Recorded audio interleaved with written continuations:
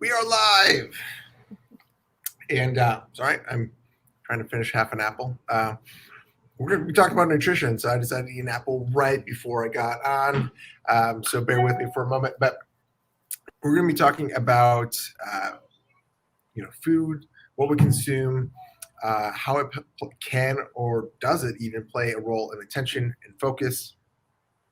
Because this month is National Diabetes Awareness Month, and so that it's kind of it's an interesting topic to kind of blend together, right? Because a lot of people may or may not associate those things in conjunction, right? And so they do have correlations and ties, and we'll jump into that. But we're going to dive into this.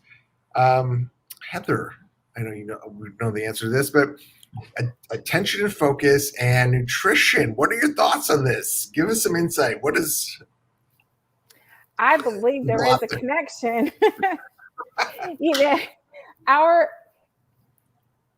It is like we talk about body-brain connection, but to understand that just like our bodies need fuel to function properly, and if we don't eat and then we try to go exercise, you might be you run out of energy. Our brains are made up of cells that must have energy in order to do their functions. And so, I mean, foods help our neurotransmitters, all these chemical messengers that help us with attention and mood and memory, etc. The electrical synapses, the myelin sheaths need nutrients. All these different parts. It's neurotransmitter production. It is the transmission of the messages. And so, yes, our brain has cells, just like our body has cells that require nutrition to do their thing. 100%. But it's also kind of, let's dive into the neurodevelopmental aspect, because when we have, and I think you mentioned that, this is you, but I have heard obviously on other podcasts and stuff, but specifically on Heather's Tuesday podcast. So go listen, because I go listen. We talked about dopamine, right? And so one of the main, one of the things that can impact dopamine is what? Food, right?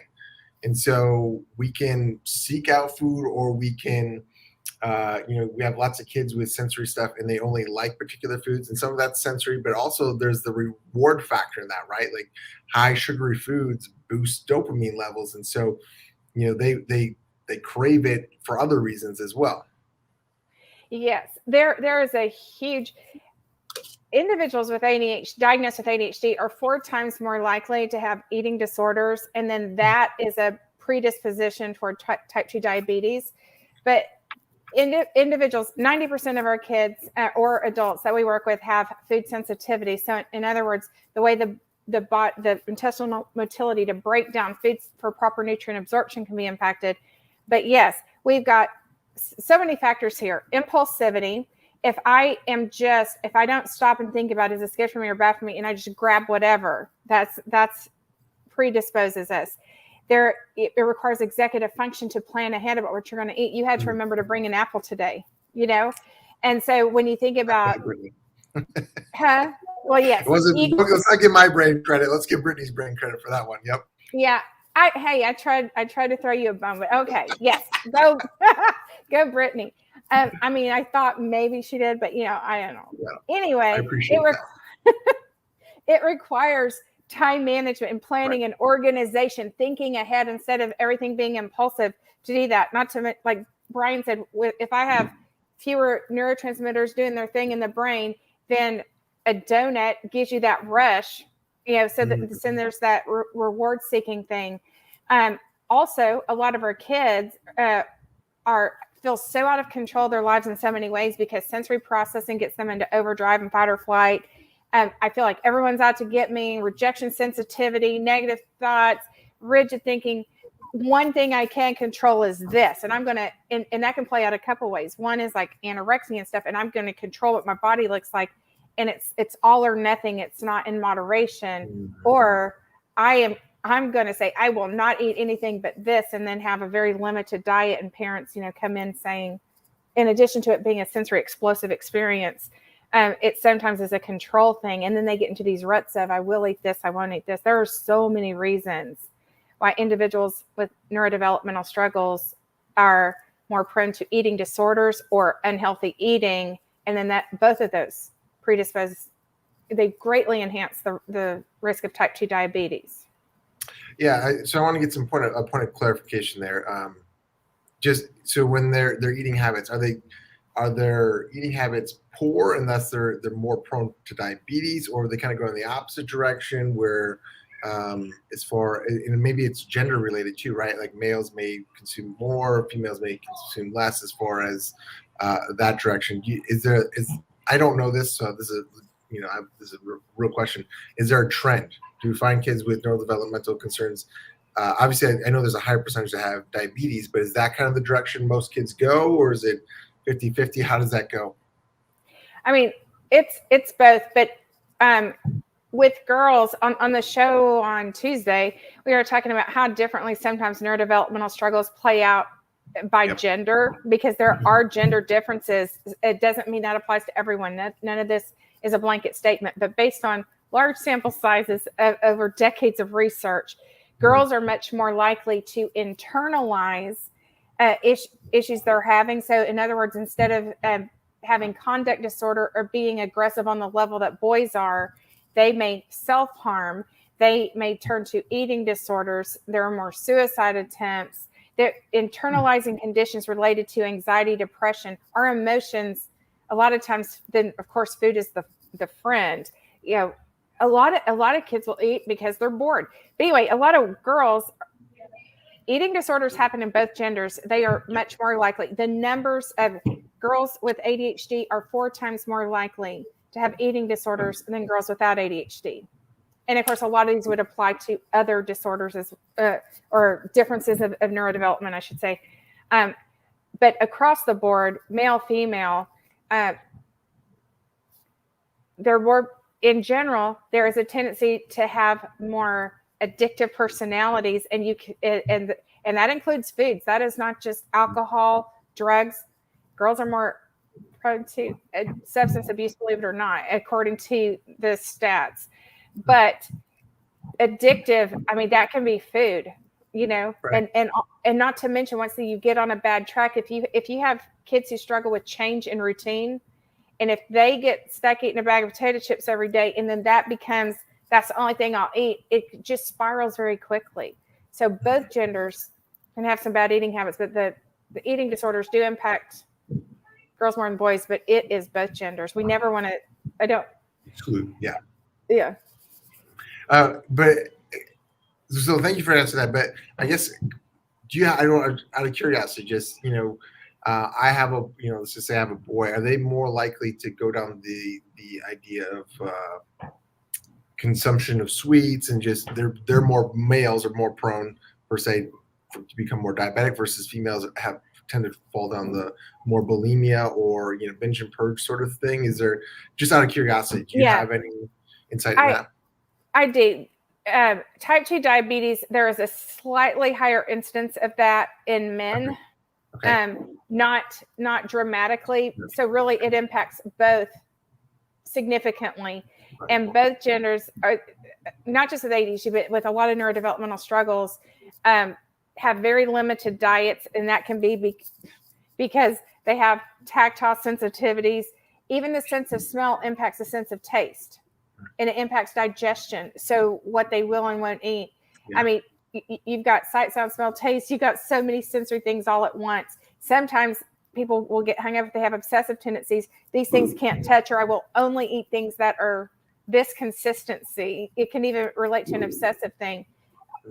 Any sort of rituals or very limited eating, I have not seen anything to say males are more likely to have unhealthy eating habits than females. It's just that females are more likely to have eating disorders. But I have not seen anything that is significantly different between the genders on the likelihood of bad eting habits. But yeah. And part of the reason I just bring that up is just because, I just think as a whole, when I talk to parents, if I have a female patient coming in, that oftentimes can be a point of conversation, right? Like we have some concerns about, some of the things that we're seeing, and with males, it just tends to be, he doesn't like that. Like that same conversation I don't always see between males and females. And so part of me, as we're having this conversation is thinking, is there maybe a misunderstanding, a misconception? And I love that you said, both of them, both genders can have this, right? Like we should be having this conversation about our boys as well, not just, females as well. I think that with females, it's pretty solid research that females are much more likely to internalize their struggles, and that can come out of self-hate, self-harm, eating disorders, whereas we might be slowly killing ourselves in a sense by not eating healthfully without it being the intent of self-harm, but lacking the impulse control to do what is healthy for us. So I think that's a big difference, is sometimes it's about control, sometimes it is about self-hatred, and the purging and binging, that can be a euphoric feeling.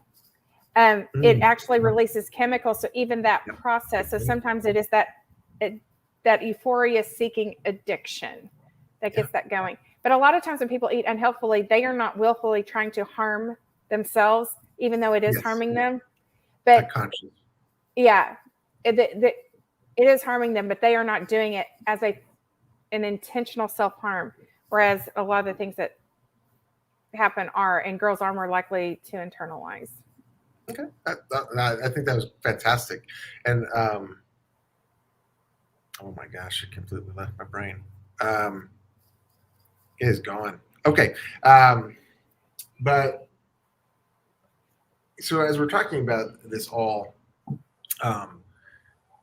that's what I wanted to bring up is I do notice with a lot of my kids, and I obviously don't have any stats on this internally within my office because I haven't written it down, but I do think, what I've seen is a correlation mentally, just ticking this off, of control in food, right? Like, I love this. This is what I eat. This is when I eat it at this time, sort of deal, or this is what I always eat with my lunch or my dinner.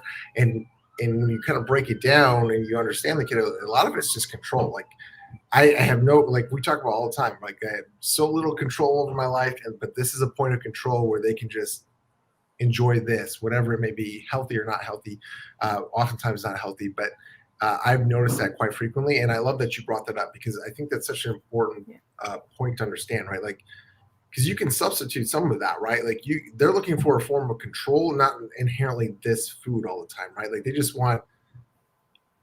want control, like we all do, right? And so I think that's a great point, because it's not always perceived as control. It's perceived as they just want that because they want that, right?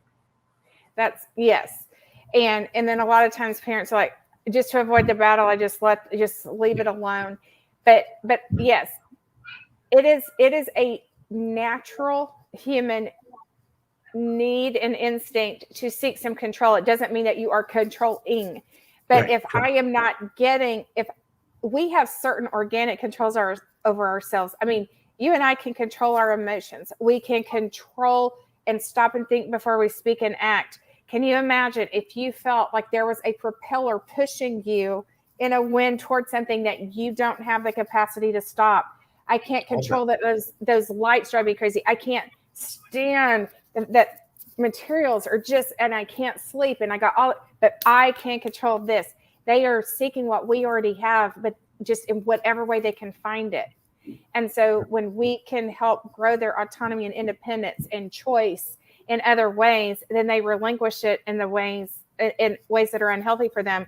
And when kids are seeking control, that it doesn't mean they're trying to take away a parent's control, even though it absolutely looks like that. It's just that they want some of their own, and we want to nurture them and help them develop in such a way that they grow into independent human beings. The ultimate goal is for them to get out of the nest and fly.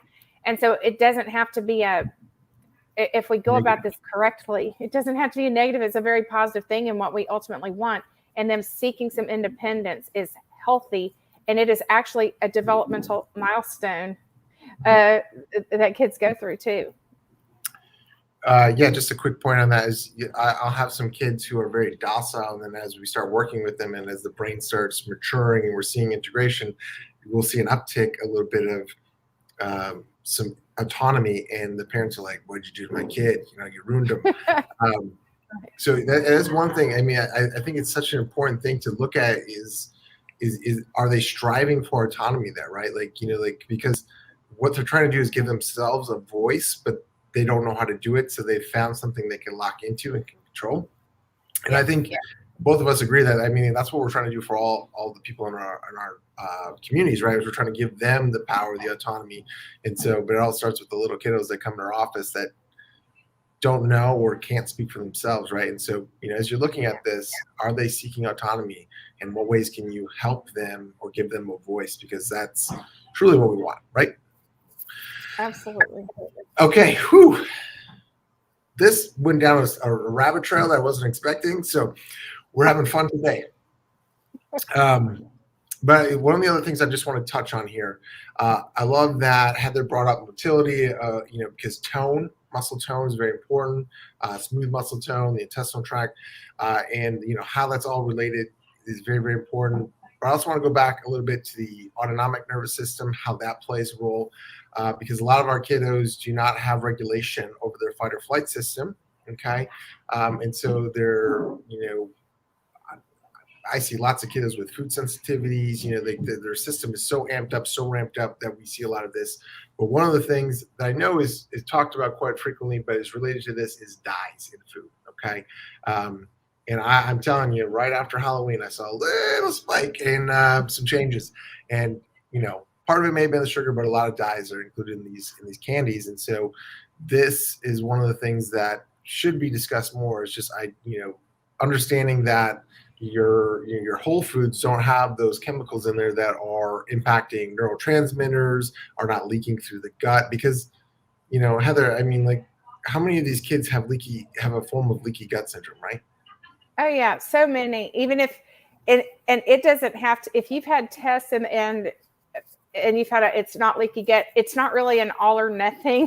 I mean, Right. it is, there's a certain level at which it's called that, but it can still mean that things aren't getting broken down properly, for absorption. And these sugars and dyes and dairy, gluten, whatever the sensitivities are, they don't cause these challenges. They are like a symptom of it, that, and then it exacerbates the very things that are the neurodevelopmental struggles in the first place. So our digestive system is made up of so many of the same cells as our limbic brain, our emotional brain. And we can eat foods that inflame us, just like heightened emotions inflame us, or we can eat these whole foods, lots of proteins. Proteins are needed, for neurotransmitter production. Just, I think people intuitive kind of pretty out there, like, what is a healthy diet? But to know that, hearing about the gluten thing, that's not a fad. It's not like, oh, so some industry can make more money. The reason you're hearing about it is because a huge percentage of people who have neurodevelopmental struggles do have a gluten sensitivity, even if it's not celiac disease. These are, most things happen on a spectrum. It's not yes or a no. Not black and white, right? Right.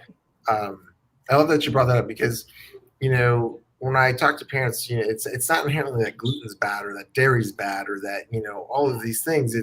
You're right. It's a symptom, right? It's a symptom of a body that cannot break down a protein, and it's getting out and getting into cells and causing it's a natural reaction, right? Like if something like a virus or bacteria gets out of your stomach lining, it's natural your immune system response. That's a natural, healthy response. But when we have this leaky gut, and I love that Heather said spectrum, because that's, in reality, that's what it is. Okay, it's a spectrum, people. It's not black or white. And when you kind of look at it through that lens, it just helps you understand so many more people, right? Like, why can Tommy not eat gluten, but Bobby can, right? But you understand there's a spectrum there, right? Like, gluten isn't all bad. It's not an evil, little creature out there trying to hurt us. It's just part of us as a makeup, as an individual, in our own struggles. And so, it's so important to understand people from that aspect, because a lot of times we get locked into certain things. Gluten's evil, dairy's evil, sugar's evil, whatever it may be. And that's not always the case, right? We just all have our own struggles. Yeah. And, we've talked about how sensory stuff is cumulative. all these different things about schedule settling time. And then you're going to have this fun holiday day. And then you need to schedule settling time before returning to school. I mean, part of the equation, we got to think about the sensory experience, quiet time, sensory threshold, emotions, different dynamics in the family. But food plays in too. Understand that if your kids have food sensitivities and if they are sensitive to gluten or they are sensitive to dairy or whatever, and they get that sensory from a lot of loud family members at the same time, those all play off each other. The healthier you eat, maybe the better they can handle the sensory. The worse they eat, even it can exacerbate the sensory struggles. These are not separate entities. But they're very intertwined. They're not independent of one another.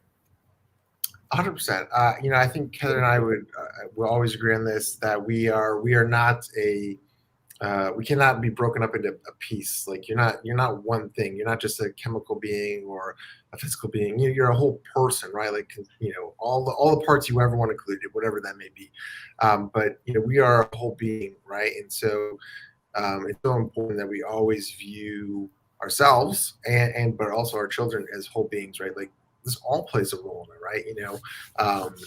And so I love that because we're so in sync with that idea that it's awesome. Because you never wanted to, again, this even comes down to how we view kids. We never want to tie a kid down to a diagnosis, right? Like that's not who they are. So it's just, you have to see the whole person. Heather, anything else that you want to touch on with this idea of food and any of that? No, with it being a diabetes month and the holidays coming up, just know that how much your kids struggle with change. So if you've got some good routines going and you completely divert off of that, yes, some special treats and things, but just know that might be a fight. Not only is it going to maybe not make those days go well if there are sensitivities to those things, and none of us operate as well with that kind of food, 100%. but it is just amped up. Just because you can do it doesn't mean your child can, but just keep in mind what is worth.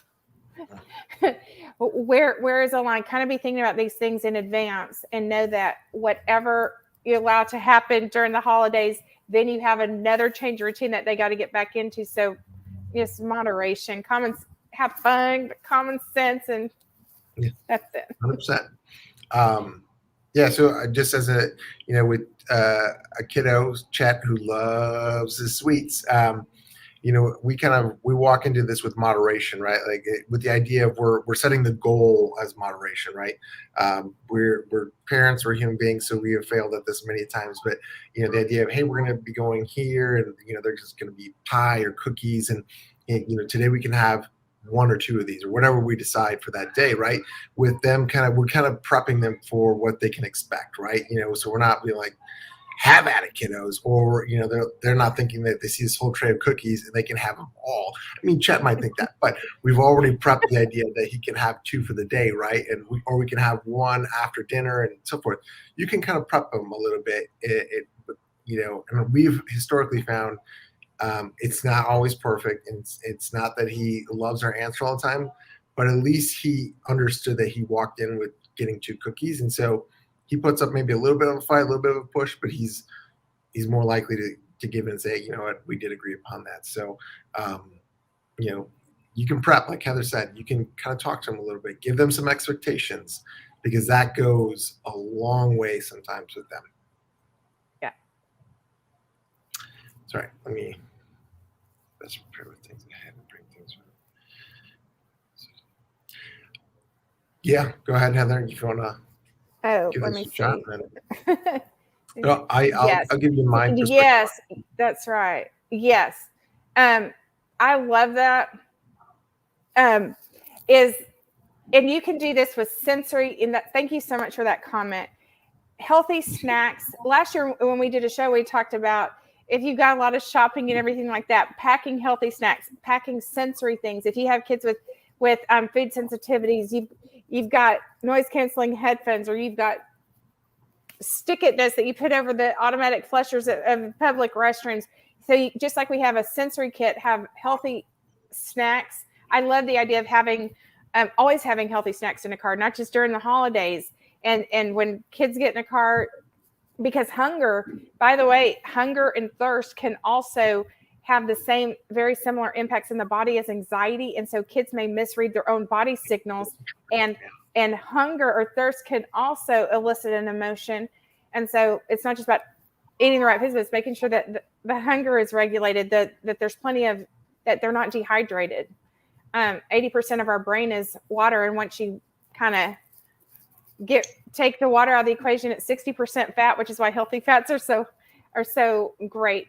But yeah, when you plan ahead, that's part of, just like you prep the backpacks, you're also having healthy snacks. You can have a healthy snack cart at home, and they know that they have choices. Which one of these healthy options do you want?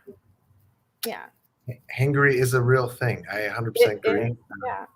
That's why I love the Snickers commercials so much. I just chuckle at them. Just, Betty White playing football, hangry, makes me laugh. It's a great commercial. Not that I'm endorsing Snickers, okay? But the commercial's funny. Yeah, hungry. Right. It's HALT. Hungry, angry, lonely, tired are 4 things that can mimic anxiety and then actually bring it on. Yeah. Very good. Okay. All right. I think that's a great point to end it. We had a great discussion. We will next week is next week Thanksgiving? No, we have one more week. I don't know. Yeah. It could be January for all I know. All right, so we will be back next week, and we're still going to kind of be talking on the same lines of ADHD and all that stuff, just in the holiday season, getting into that, because this is such an impactful month, because a lot of families are going and changing routines and all this other stuff, and so in food and all this is impacting them. So this can be a tough time for families and kiddos, so we want to make sure that we are providing content for you all to hopefully help you all. Heather, you have another amazing podcast, Tuesdays at 11. Do you have one this up and coming week? Yes, we are. I'm going to talk about how to deal with family dynamics and judgment, because so many times you might have some relatives who you love very much, they love you, who have a lot of opinions about your parenting and not necessarily helpful input, and ways to handle those in advance so that you can really enjoy the holidays and not be kind of butting heads on that. All right, that's a good one. And I did this out of order, but where do they find you? At The Hidden Churn on Instagram or Facebook, or Brain Balance of the Woodlands, Katy, Mansfield, or South Lake. Awesome. Make sure you go follow those pages. Tuning into the podcast. I was on the, not on it, but I was listening Tuesday. I even asked a question. So I go learn as well with y'all. So make sure you follow those pages and participate. You'll always glean something. And if you need to get a hold of me, 972-387-4700. We are here to help you. If this can help another family, if this could help a neighbor, whoever it may help, please share this with them. If you have any direct questions, feel free to message either of us. We are always happy to respond and make the appropriate whatever we need to do, suggestion, referral, whatever we may need to do. And you can always ask. If you're watching and, hey, that was a great, I wish to talk more about that, please comment. We are happy to make a public comment as well. All right, we will be back, because it's not Thanksgiving, next Thursday, same time, same bad channel. We look forward to seeing you all. Heather, as always, thank you for all the work that you do and just always being amazing and helping your community. Thank you, Brian. And thank you for the engagement. We love that. Yes, thank you so much. All right, we'll see you all next week.